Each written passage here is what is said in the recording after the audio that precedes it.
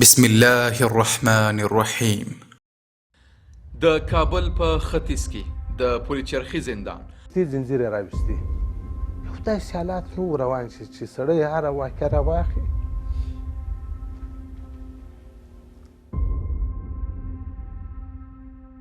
خو دا دین او دا نظام ته سړی وګوره خپل خدمتو ملګرو شهیدانو ته چې به مو کتله چې ډېر ملګري مو په بغلو کې شهیدان سو، نو بیا به موږ هم دا احساس کوو نو چې موږ هم دغه لارې ته ولاړو خامخا به یا به شهید کېږي یا به اعدامېږي.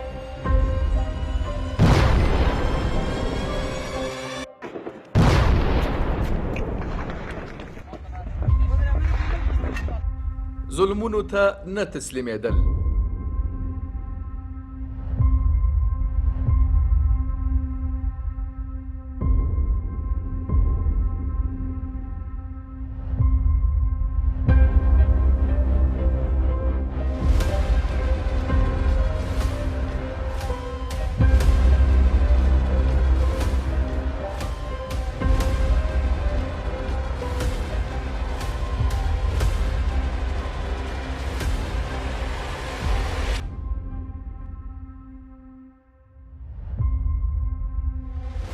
د بګرام شیطانی جالونه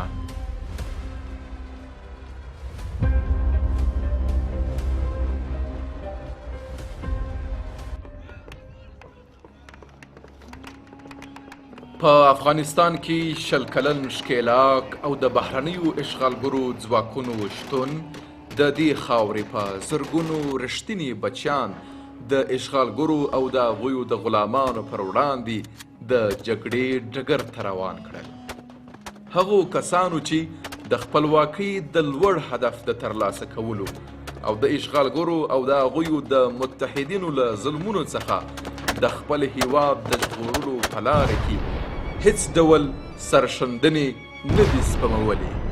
او تل د جهاد په ګرم میدان کې شپې او ورځې تېرې کړي او شهادت ستر ویاړ ګڼل. ظلمونو ته نه تسلیمېدل تل ستونزې هم رامنځته کولې. د اشغال په دوره کې ټپي کېدل، اوږدمهاله زندانونه او سخت شکنجې د هر مجاهد لپاره آشنا کلمې وي. خو په همدې حالت کې بیا هم فراه له هغو ولایتونو څخه دی چې ډېر توریالیه په غیږ کې روزلي دي. په دې مستند کې موږ د اشغال دورې د بندیانو د ژوند پټو پرتونو یا لایو ته ګورو او څېړنه پرې کوو او ډېری پټ مسایل په ډاګه کوو. زه د فراه ولایت د پشت رود ولسوالۍ د دیش د کلي اوسېدونکی خاک سفید د ولسوالۍ د فراه ولایت. نوم یې سلطان محمد. زما نوم ملا خدای رحیم حاجي جوبر د ملا عبدالعلي شهید زوی یم د کنز د کلي د بالابلوک د ولسوالۍ.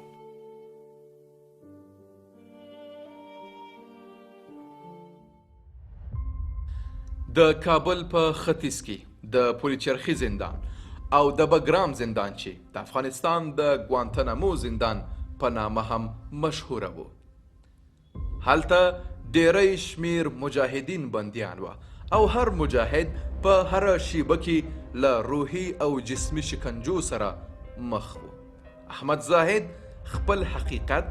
او د سترګو لید داسې بیانوي.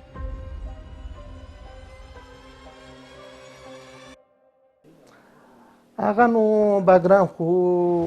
هره واقعه چې راواخلې د دې نه و سړی بیان کړي. تقریبا په بګرام کې تقریبا چې دغه موږ دغه څو کاله معنا 6 کاله 15 کاله واته میاشتې ما خپله پشکې تېرې کړې که 6 کاله ته به داسې رسېدلی یم. هغه دا بګرام تقریبا هلته ولړې یو پنجرې ولړې وې. یو ورځ یو ملګری په دغه کې راوغورځېدی د وطاق په میان کې چیغې کړې وایي ته یې راځغلی ستوری دی هلته معلومېږي. تقریبا دغه 3 نفرو داسې نوبت و دې ستوري ته ونیوی چې دا ستوری چا نه ولیدلی. په نوبت دغه ستوري ته م کتله چې دا ستوری بعد 6 کاله موږ ستوری معنا یوه ستوري ته داسې دی. دا نه و چې هلته هوا یا شی پس په د ورځې نیم ساعت معنا یوه ورځ نه دا بله ورځ نیم ساعت فضا ته ایستي، هغه هم په لرګو به ایستي، زنځیر یې ایستي، زنځیر یې راویستي. یو داسې حالات نه و روان چې سړی هره واقع راواخلي چې هغه سره کم.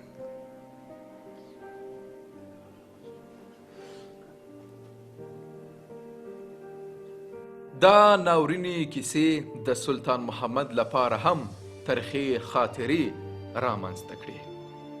هغه موږ ته وایي چې څنګه څو ځلې زنداني سو او په زندان کې یې څنګه سخت وختونه تیر کړل. هغه سخت حالات په شورا میدان کې او په باګرام کې دا و چې هغه به کله تشناب ته سړی وړی، هغه د یو رقم سره درشي لري، نو دا درشي به دغه کېدله او دا ښځو به سړی دا تشناب ته وړی، نو به هلته بیا د دوی دغه باندې زموږ سره خو ساعت نه و چې معنا یا 2 ثانیې یا 3 ثانیې یا 4 ثانیې دی به تشناب کې سړي ته وخت ورکوئ، او یا به سړی حمام ته بیوئ یوه دقیقه یا به دونه وخت سړي ته ورکوئ چې معنا صرف په دې پر ځان باندې اوبه رایله کړي. کله به دوی د یې خوا تودې کړي او کله بیا داسې یخې کړي چې سړی به نسو ورنږدې کېدلی. سره د دې چې بیا به هم دغه امریکایي ښځه به و یا به امریکایي و چې کله بیا سړی دغه کوئ دې ته بیا نه کتله چې یا کالي یا معنا دغه نو داسې بیا دا پرده پورته کړه او دا موږ بیا تر لاس ونیولو او نور بیا خپل وطاقو ته راوړلو. د بګرام او پلچرخي په زندانونو کې شکنجې او اسلامي ارزښتونو او مقدساتو ته سپکاوی یو له هغو ځورونو څخه و چې مجاهدین یې تل ځورول، خو د مجاهدینو قوي عزم او اراده او د دوی لوړ هدف چې له یرغلګرو د شتون څخه د خپل وطن د سپېڅلې خاورې آزادول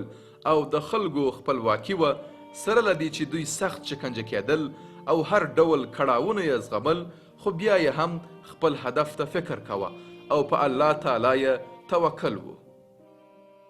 خامخا کورنۍ د سړي په یادېږي، بچیان د سړي په یادېږي، خو دا دین او دا نظام ته چې سړی وګوري خپل خدمتو ملګرو شهیدانو ته چې به مو کتله چې ډېر ملګري په بغلو کې شهیدان سو، نو بیا به موږ هم دا احساس کوو نو چې موږ هم دغه لارې ته ولاړو، خامخا به سړی یا به شهید کېږي یا به اعدامېږي. نو زما دغه احساس را سره و، سړی خامخا به اعدامېږي ولې چې زما جرم ډېر و د دوی په نیاز باندې. د دغو بندیانو له ډلې څخه یو بل تن مولوي رهنما دی. هغه ترخه روایتونه لري. دی د اشغالګرو په زندان کې د څو تنو مجاهدینو د شهادت شاهد پاته سوی. داسې حالتونه خو راغلي دي چې ملګری به پروت و حالت د زکندن به و، غږ به مو پر وکړ چې ضابط دا سړی هغه به راغی داسې بیا وکتله ویل تر اوسه یې له نفس ځي راځي چې هر وخت یې نفس وختې موږ یې ستاسو څخه وړو. نو کله چې به موږ د دې مریض و حال ته دا وکړل چې د به حالت د زکندن و، موږ خو بیا هغه پریشاني ډېره کوله ځکه چې موږ اسیرانو بندیانو د کورنۍ د اولادو د خاص پریشاني به ډېره وه. دلته چې به مو دا حالت د مریض ولې چې د حالت د زکندن به و، فشار به مو دومره لوړ سو چې ما خپل د ځانه سره به دا ویله چې اوس به دې به دماغ پټاو سي چې داسې حالتونه به راتله. یو خو دا نه و ظلمونه و. بل ظلمونه دا یې وه چې کوم وخت کې به طبیعت سو درته باره بینه اسپریانې به ورسره وي، د هر بندي په مقابل کې 3 و 4 نفره به راله باره به وایستله، ټول به وایستله د باندې، حتی چې یو شواروز د ژمي شپې وي یخ و طاقت نه کېدی، ټول ملګري زما په شمول یې وایستله د باندې وایستله، زموږ د پنجرې څخه ویستل، ټول ادارې دې کښېنوله، باره یې دا یو رقم کیبلان و د پنډ کیبلان چې و دا یې راباندې راواخیستله، داسې وهل بیا کول چې د هغه سره بې ونیول وهی به راتلی تر پایه پورې داسې بې وولول، په پارسي بې وول یا بې په پښتو ووله چې په فرمایش د مارشال صاحب دوستم دا وول تر سره چې به ورسېد د یخو بیا شروع کړه په فرمایش سره د استاد سیاب صاحب تر دې سره بیا راورسول. حتی داسې حالتونه راغله چې دغه بندیانو دا یو جامې به اغوستې وي تر د جامو یې به وینې دی راوتلي ورسره داسې وتلي د باندې.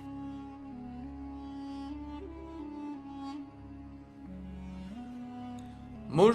له مولوي رهنما سره یو ځای کیږو او هغه څه انځورو چې د ده له نیول کېدو او زنداني کېدو مخکې پیښ سوي. دا شکنجې او بندي کېدل د څه لپاره وه؟ دا ځای د فراه ولایت مرکز ته څیرمه دی چې مجاهدین پکې له اشغالګرو سره سخته جګړه پکې وکړه. مولوي رهنما چې دلته د اشغالګرو پر وړاندې ډېرې شپې او ورځې ودرېدی، هغه څه بیانوي چې دلته پیښ سوي دي.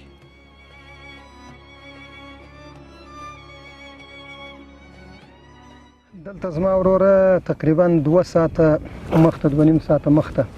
دا کمربند د مجاهدینو د دولت پر برابر باندې ما خبره دلته شتون درلود دلته ومه نو طارق مولوي صاحب شهید و او نور ملګري ورسره وه نو زه خپله دلته وم 2 ساعته زما د ټینګېدو د مخه زه دلته وم او وروسته زه ولاړم کور ته چې ولاړم نو به راغه و چې دا حادثه پېښ شوه چاپراله باره یې زه ټینګ کړم. موږ غواړو نور هم څېړنه وکړو چې د اشغال په موده کې دې زنداني ته څه حالات پېښ شوي. له هغه سره د خرمالق کلي ته روان دي هغه ځای چې د نیول کېدو او ژوند سیمه ده. په لاره کې هغه موږ ته د شکنجو په اړه وایي له هغه مواردو چې د نړۍ د بشري حقونو د ټولو قوانینو خلاف دي او دلته د یرغلګرو لخوا ترسره سوي دي.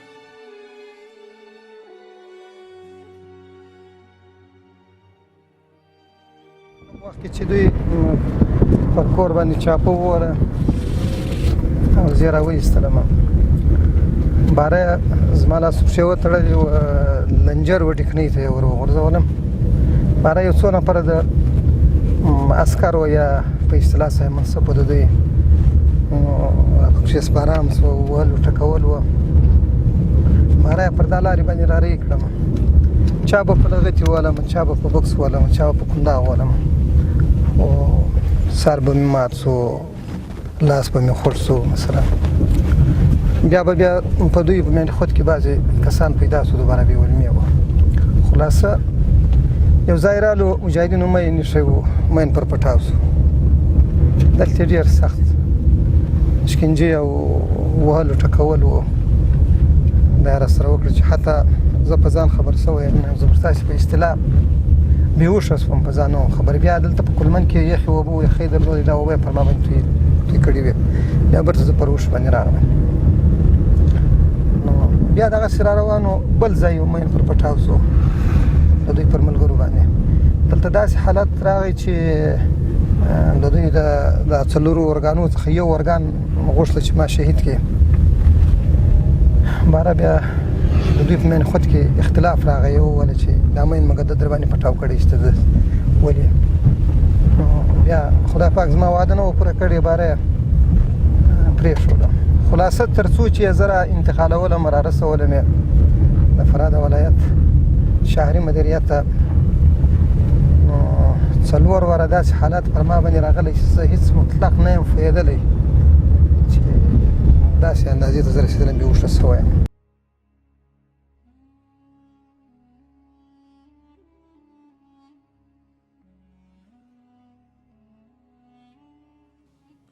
د کلي هوا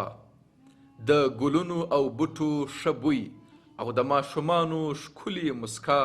دې کلي ته ځانګړې ښکلا وربخښلې ده. دا هغه آرامي ده چې له فتح وروسته ترلاسه سوې ده. دلته نورې کیسې هم سته. څو کاله وړاندې مولوي رهنما دلته د یرغلګرو ځواکونو لخوا ونیول سو. دی هغه څه بیانوي چې دلته پېښ سوي دي. دا مې منطقه چې د زما خپل دغه مې سرای دی دا منطقه ټوله زما ده دا مې د اکا د زامنو سره ویني دا نور نو کوم وخت چې چاپه راله زه په دغه سرای کې وم دلته بیده وم داسې حالت راغی چې زه بیده وم ما ته ودرېدی ویله پاسه ما دا فکر کوی د ځانه سره چې دا زما خپل ملګري دي ګپه مسخرې را سره کوي باره ما ورته وویله چې دا وخت د ګپې نه دی زه ستړی یم کمربند څخه ستړی راغلی یم نو هغه په لغتې ګرم کړم پاس چې سترګې مې خلاصې کړې کوم دویان راته ولاړو په اصطلاح 4 نفره ولاړو باره په ډېر وحشت او په ډېر داسې حالت کې زه راوایستلم چې دا زما خپل کورنۍ اقربا راووتله ډېر داد و فریاد یې کوی دوی زه د هغه ځګي څخه په کش واچولم چا پر سر به ووهلم چا به په لغتې ووهلم چا به په ماشین ووهلم خو خلاص پښې یې راڅه وتړلې باره یې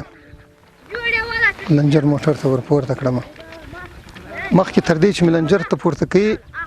نو یو څو ضربې زما په بغلو کې وولې په خاطر د دغه ظالمانو غوښتله چې دا زما بچیان دا زما اولادونه وبېروي او په یو داسې حالت کې راوړي چې تر څو چې زه ازادېدلم هغه د دوی په سترګو کې او هغه د دوی په حافظې کې او د دوی په دماغ کې هغه ځای درلودی. همیشه بیا هغه حالت دوی احساسوي. باره یې د دغه ځګي څخه په دغسې حالت کې ویوړم د دغه ځګي څخه د فراه ولایت مرکز ته انتقال کړم. لمر لوېدلی او یوه بله ورځ پای ته ورسېدل. په شپه کې بیرته راستانه سو. فراه ولایت اوس د اسلامي امارت له فتح وروسته د پام وړ پرمختګ کړی او هغه څه چې لیدل کیږي یو ښکلی او آرام ښار دی. خدا رو شکر به طی مدت 3 سال یا کمتر بیشتر که میشه بازسازی های شده. می سرک راست بازار ما بلواژ شده یعنی دو طرفه شده. از لحاظ به اصطلاح نمای شهر کار کرد.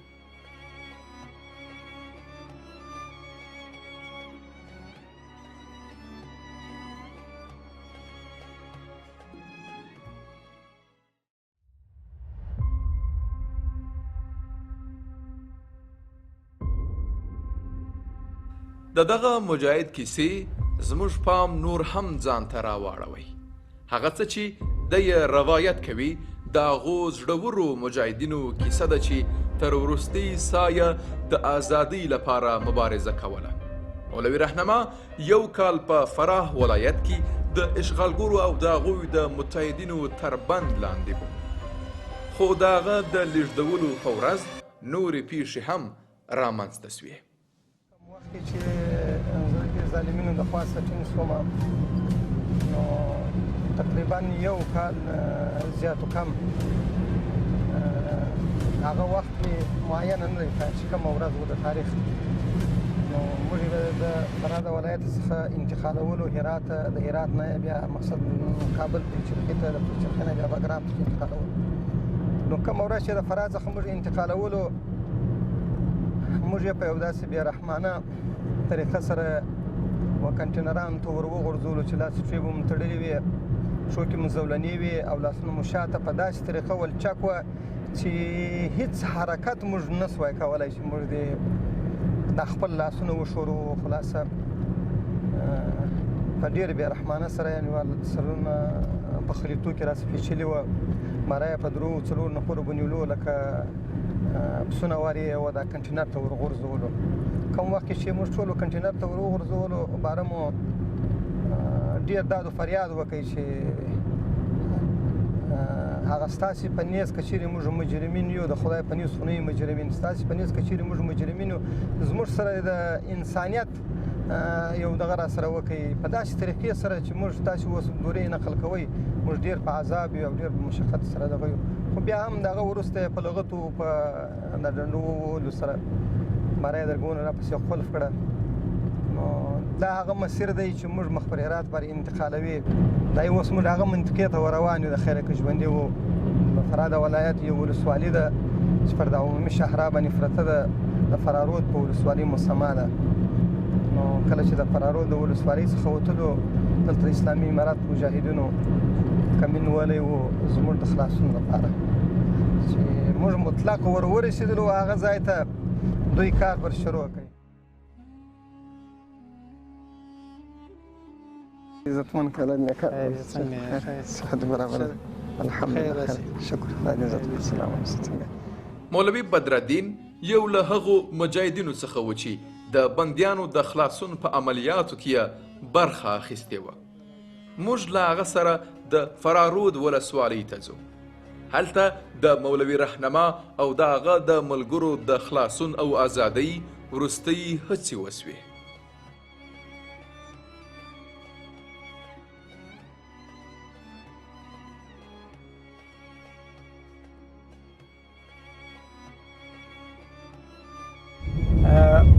په 1493 کال فرارود کې اوسېدلو هلته کمربندي سیمه وه د فرارود کمربند فعال و هلته موږ د هرات کندهار لویې لارې ته نږدې وو نو زموږ مشران دغه بندیانو سره په تماس کې وه دولت داسې پلان کړی پلان یې تړلی و چې بندیان به د فراه ولایت څخه هرات ولایت ته انتقالوي خو مشران چې ورسره په تماس کې وو بیا پر موږ غږ وسو چې د شپې پر موږ غږ وسو چې سهار ته بندیان انتقالوي د هرات ولایت ته تاسې خپل آمادګي ونیسئ چې کوشش وکړو چې هغه خپل څومره وس لرو توان لرو دغه توان دلته مصرف کړو تر څو خپل هغه ورونه چې د دښمن په پنجو کې ګرفتار دي او د دښمن تر شکنجو لاندې دي دوی بندیان کړي دي کوشش مو دا و چې دغه بندیان را خلاص کړو هغه چې موږ وس انساني مکلفیت لرو هلته ماته دا خوشحالي احساس وه دا مې د ځانه سره فکر وایي چې بالا د دې ظالمینو د کفارو د شکنجو او د زندانو د سختیو څخه الله پاک نجات بلکې راکړي دا خوشحالي راته څرګنده شوه او دا مې احساسوله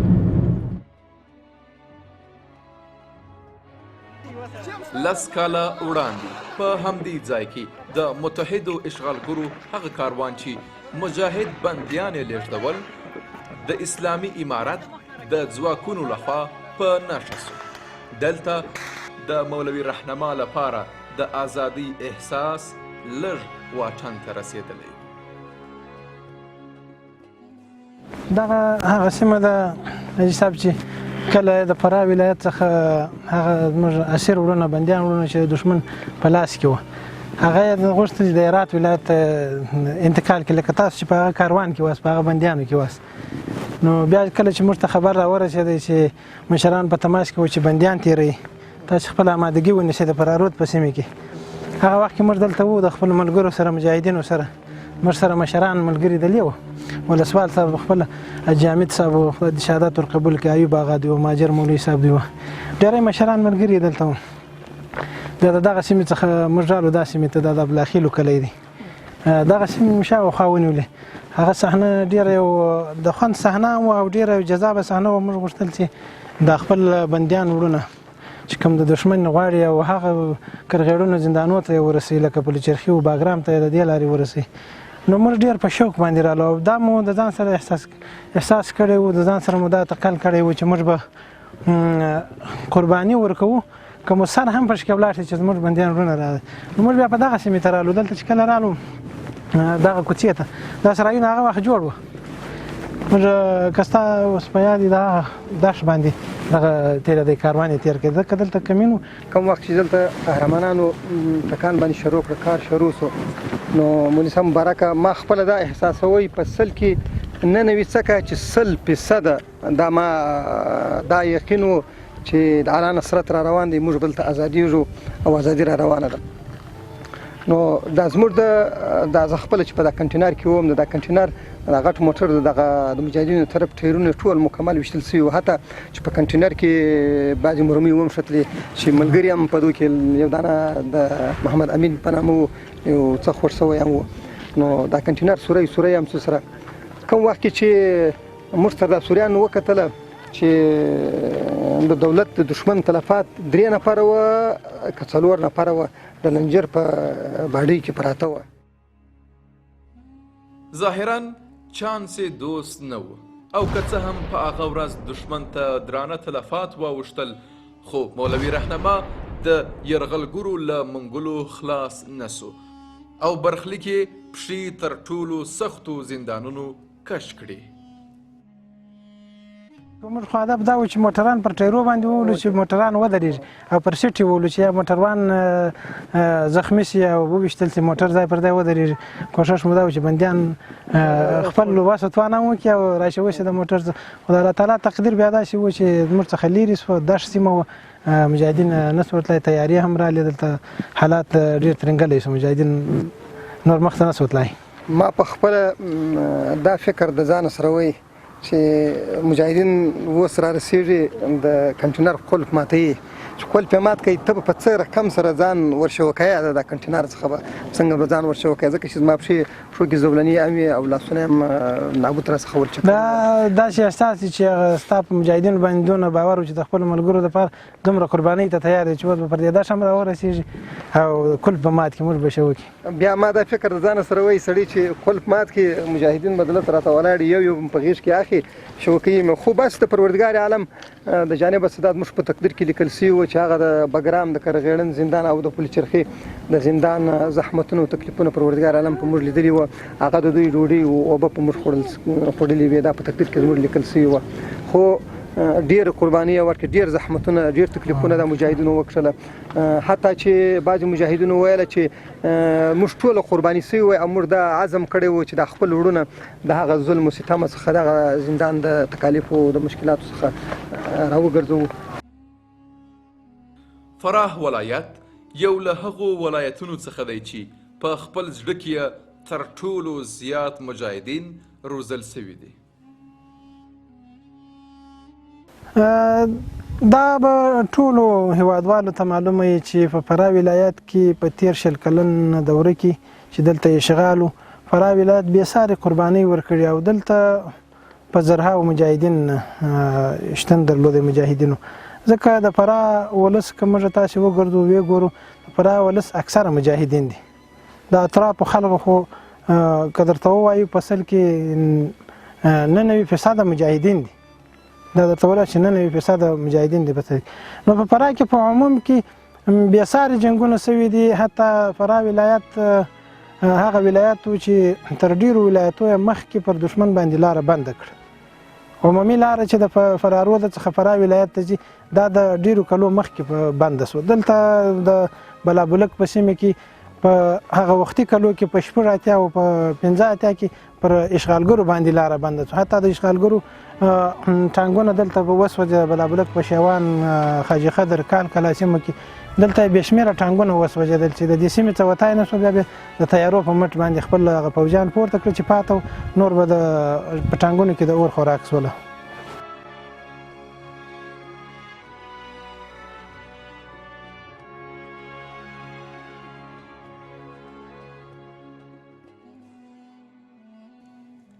چې له ټولو کړاوونو او غمیزو سره سره یې ظلم ته سرونه ټیټ نه کړل او تل د اشغالګرو له منګولو څخه د خپل وطن او ولس د خلاصون او ازادۍ او د اسلامي نظام د حاکمیت په موخه د اشغالګرو په وړاندې جهاد ته دوام ورکړ او ټوله کړاوونه یې وزغمل. خو اوس هر ځای د سولې او آرامي بوی کوي او اتلان له خپلو خلکو سره پرته له اندېښنو ژوند کوي. شکر چې آزاد شوې ګرانه طالب جانا، ستا راتلو ته غواړولې مو ګلونه وبندې جانانا. شکر چې آزاد شوې ګرانه طالب جانا. ګوندانه مو درته حیرانه، ګوندانه مو درته حیرانه. دستا ایمان ته کړي جانانه سلامونه وبندې جانانه. شکر چې